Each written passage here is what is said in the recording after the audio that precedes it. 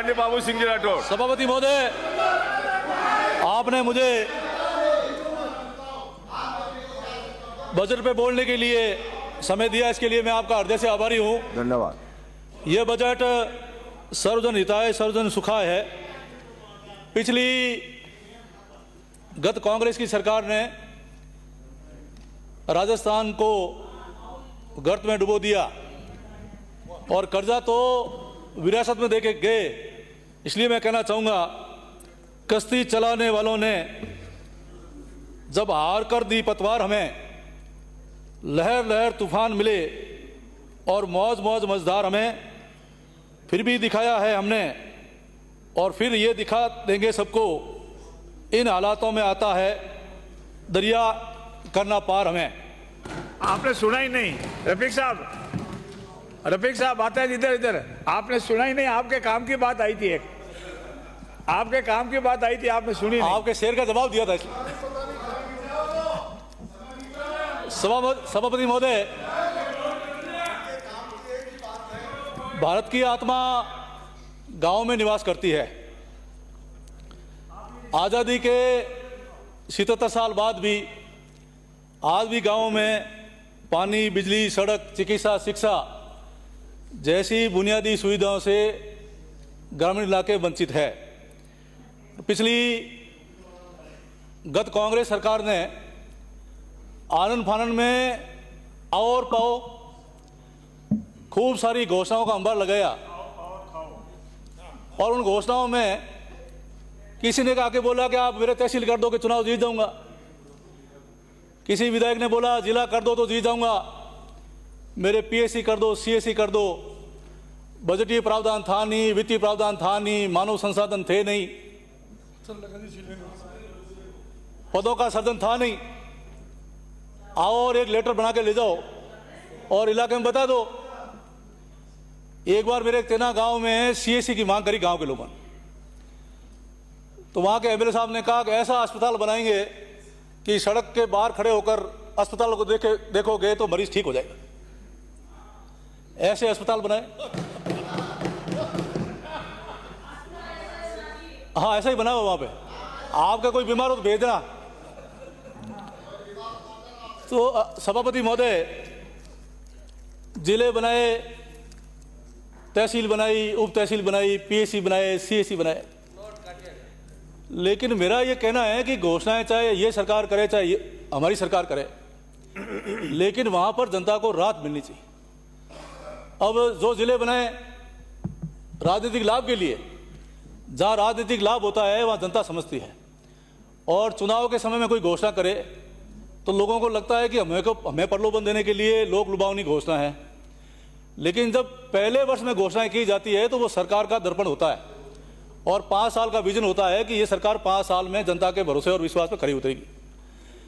और ये बजट सर्वजन हिताय है, सर्वजन सुखाय है, और जिस प्रकार का बजट आया है सभी वर्गों का समावेश है, सभी क्षेत्रों का समावेश है, और सब जगह बुरी बुरी प्रशंसा इसकी हो रही है। जिलों में जीते, दूसरी घोषणाओं में जीते।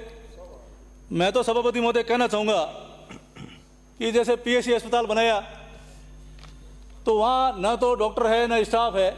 जो पहले हमारे पीएससी थे उसमें से डेपोटेशन कर दिया, वो भी नहीं आ रहे। आज वो सारे अस्पताल बंद पड़े हैं। तो जनता को इसका क्या लाभ मिला? आज हमारे जो बजट आया है, इस बजट में आदरणीय वित्त मंत्री महोदय ने 4 लाख नई भर्तियां करेंगे, 12 लाख युवाओं को कौशल विकास के माध्यम से रोजगार देंगे, और इस बार भर्तियां बढ़ाकर इस साल में 1 लाख भर्तियां करेंगे, जिससे पदों का सृजन होगा। और ये जो घोषणाएं होगी उन घोषणाओं में सब जगह इस प्रकार के मानव संसाधन स्थापित होंगे। मैं कह सकता हूं कि गांव में जैसे सबसे बड़ी कोई समस्या थी पिछले 5 सालों में, तो पानी और बिजली को लेकर समस्याएं आई, और पेयजल के लिए हमारे विश्व के सबसे बड़ा नेता और यशस्वी प्रधानमंत्री आदरणीय नरेंद्र मोदी जी ने ये घोषणा करी थी कि 2024 तक प्रत्येक घर में नल लगेगा, नल से जल आएगा, जल जीवन मिशन अभियान का शुरुआत तो करी, लेकिन कांग्रेस राज में आनन फानन में योजनाएं बनाई गई। गांव में विलेज प्लान बनाया, OTMP की स्कीम बनाई, सतही जल की योजना नहीं बनाई। अब उस OTMP की स्कीम के अंदर प्रत्येक ढाणी, जो हमारे पश्चिम राजस्थान में ढाणियाँ दूर दूर है, एक ढाणी को जोड़ने के लिए 35,000 का बजट लिया। अब जितने हाउस होल्ड थे, ढाणियाँ थी, 35,000 के हिसाब से वहाँ गांव का बजट निर्धारित कर दिया। अब उस बजट में उस जलाशय बन गया, पंपिंग स्टेशन बन गया, 4 दीवारी बन गई, सीडीआर बूस्टर बन गया। और जैसे ही बजट कम पड़ा तो पाइपलाइन का बजट था वो 70% बजट कम कर दिया। पाइपलाइन के लिए 30% बजट बचा। अब 30% जब बजट बचा तो हमारी 70% ढाणियाँ पेयजल से जोड़ने से वंचित रही और सतही जल की योजना थी नहीं। इसलिए आज मैं कह सकता हूँ कि अभी हमारे भजनलाल जी सरकार ने घोषणा करी है कि 15,000 करोड़ का व्यय करके 25 लाख घरों में नल से जल पहुंचाया जाएगा। वास्तव में सभापति महोदय, ये बात सही है कि हम प्रत्येक घर में पानी पहुंचाएं, ये हमारी सरकारों की जिम्मेदारी है और जनता का अधिकार है, ह्यूमन राइट। तो इसमें विस्तृत सर्वे होना चाहिए और DPR बननी चाहिए, प्रत्येक घर में पानी कैसे जाए।